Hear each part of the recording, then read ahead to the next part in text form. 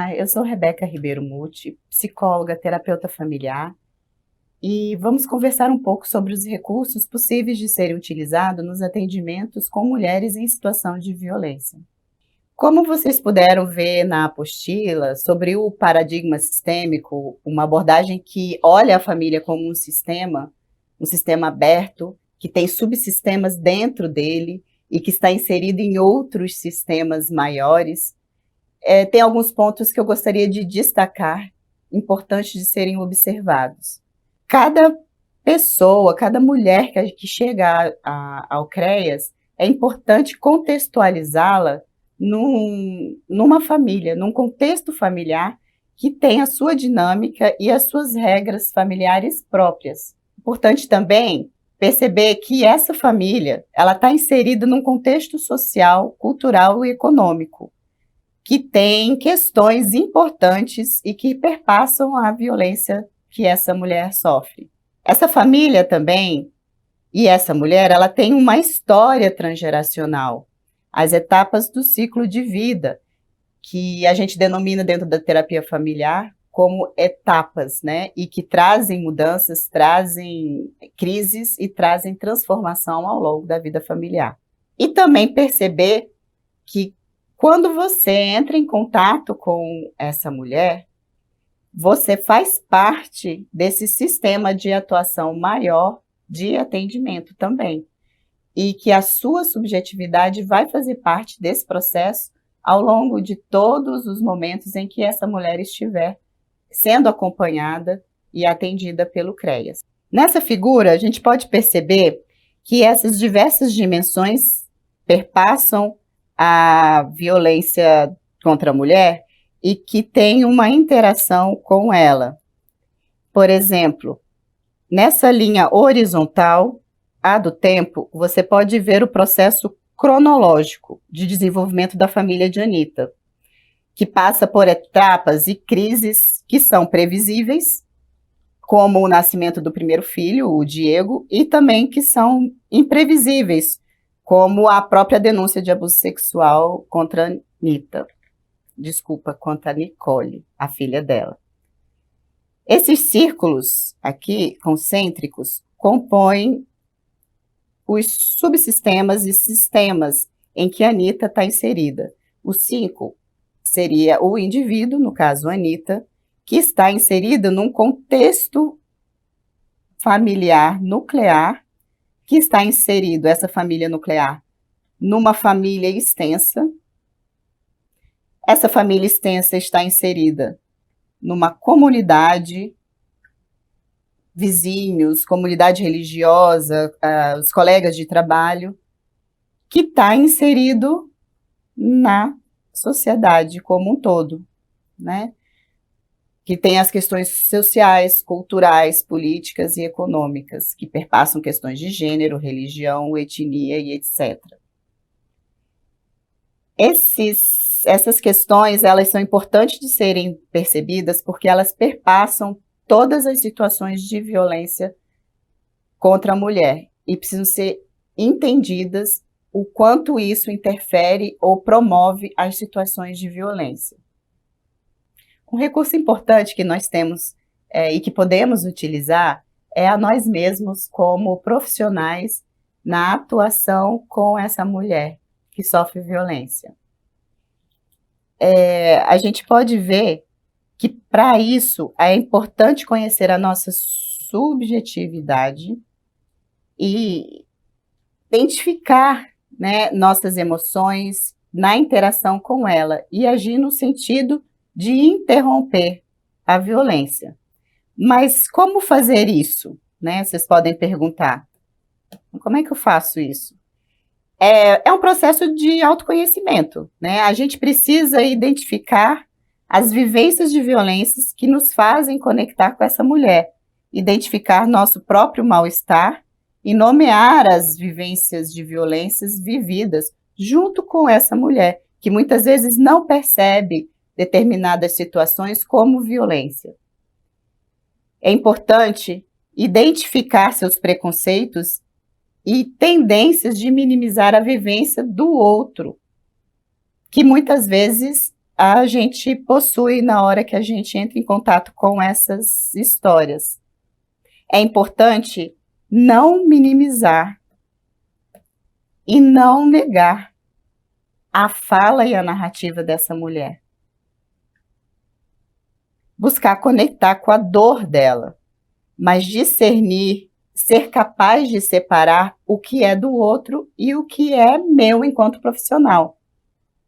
É importante porque muitas vezes quando a gente se mobiliza muito emocionalmente com alguma história, e essa história da mulher, ela conecta ou faz um link com alguma questão, alguma vivência de violência que nós profissionais tivemos enquanto pessoa, mulher, né, e ser humano na vida, essa conexão pode fazer com que eu tenha emoções que invadam a entrevista, que invadam o atendimento e que a gente acaba colando a nossa história com as histórias dela e isso dificulta a gente ter ações protetivas e muitas vezes esse tipo de ação acaba sendo mais promotora de violência e de violação de direitos a essa mulher.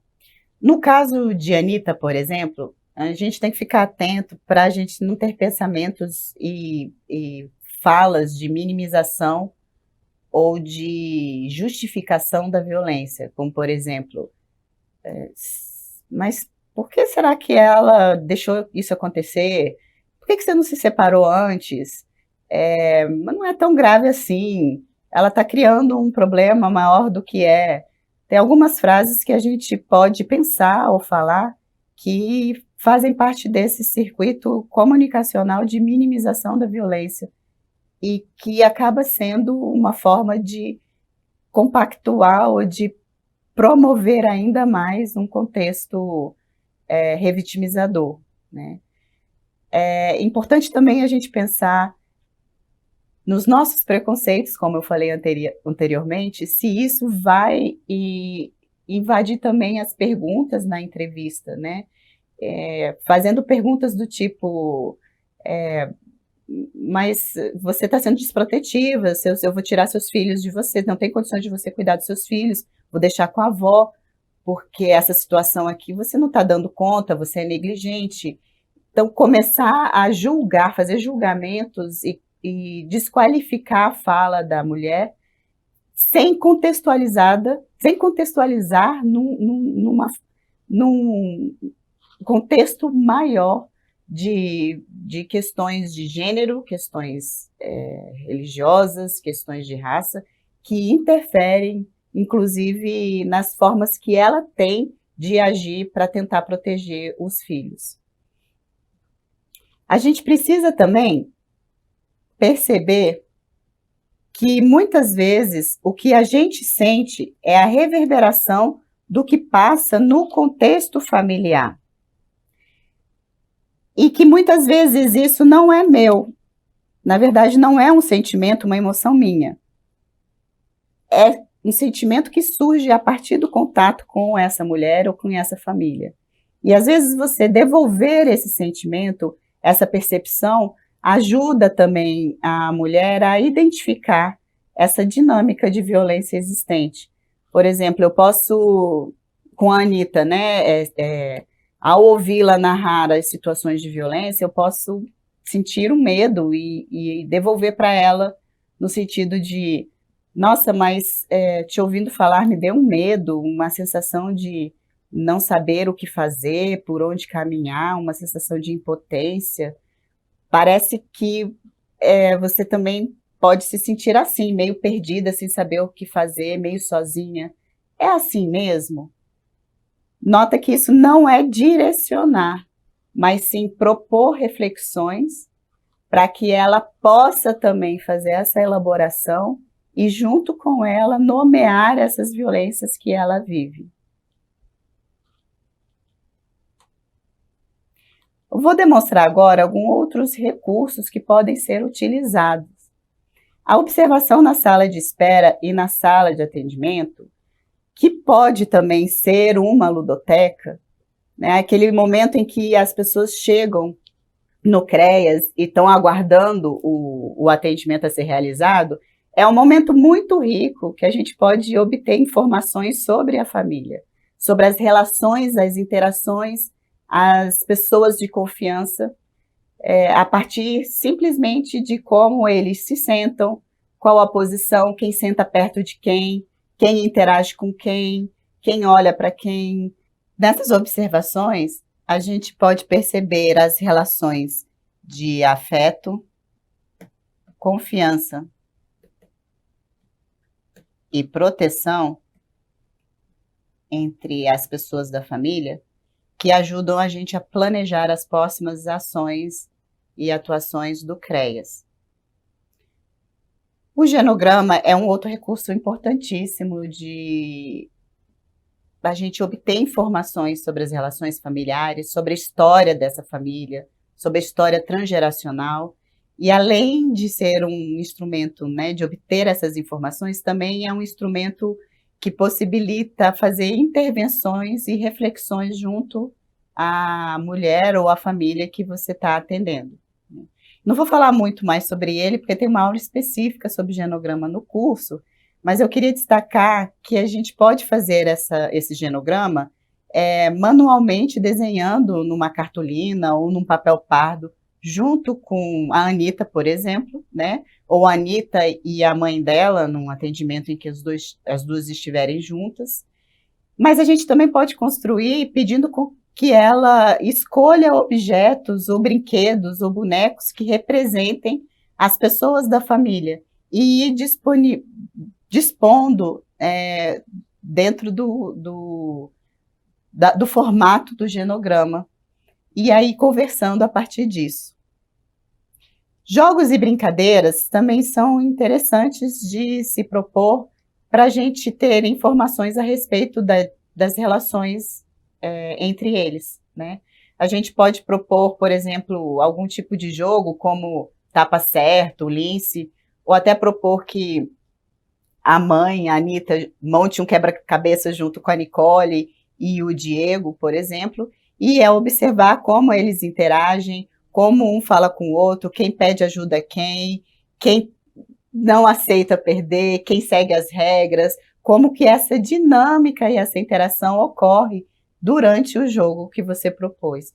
Isso é bem interessante para a gente também obter essas informações sobre como que essa família interage, que geralmente é a forma, né, que elas também interagem no cotidiano familiar delas. O mapa de rede, ele é também, né, um recurso importante para a gente identificar pessoas e instituições que estejam disponíveis como rede de apoio a essa mulher que a gente atende. Por exemplo, você pode propor com a Anitta, já levar ou desenhar numa cartolina esse mapa aqui e vai pedindo para ela identificar pessoas ou instituições que ela busca apoio. Você pode fazer perguntas como: quando você tem algum problema com Francisco, quem que você busca para te apoiar? Aonde você procura quando as crianças têm algum problema?